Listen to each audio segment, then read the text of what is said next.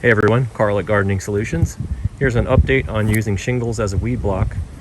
This is the last row of my garden area that I'm clearing out, and you can see here how thick the weeds are. I pulled all the plants up. I've done a little bit of weeding, but you can just see that it's completely out of control. And then we get to this last section, and what I've done is I was pulling all the weeds. Now I'm just using a weed eater, knocking them down to the ground, and then laying the shingles down. I'm putting them all the way into the rows, a couple inches, so when I mow through here, hopefully I don't have to go back and weed eat. Anyways, take a look at this. This is some of the areas that are done. Now this is fairly new, so of course there's no weeds poking up yet. But this is working really well. Let's go back to the very first one I did. So this section, this part of it's a couple months old. There is no weeds coming up through anywhere.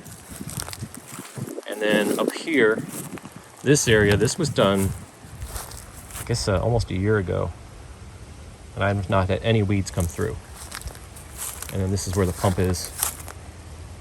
Did have one little problem. Let's take a look, see if they're still there. See all those dead ants on the ground? Ants got into my control box and messed it up. I think I got them taken care of, hopefully. It was causing the pump not to run. I was wondering why my plants were drying out. But anyways, shingles as a weed block works great. And I found free shingles on Facebook Marketplace. Basically the pallets were about twice as tall as this. I've used about half of this pallet. So I got 3 pallets of them.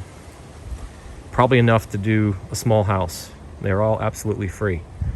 So I'm gonna have a lot more than I need, which is good. I can use them for other projects.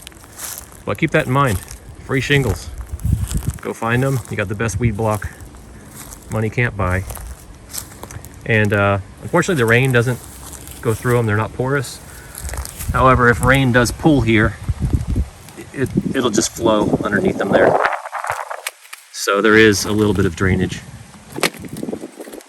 Oh, that's it for this video. I got another one coming up in the next day or two. I'm going to go over the earth box support structures that I made. So stay tuned for that. Thanks for watching.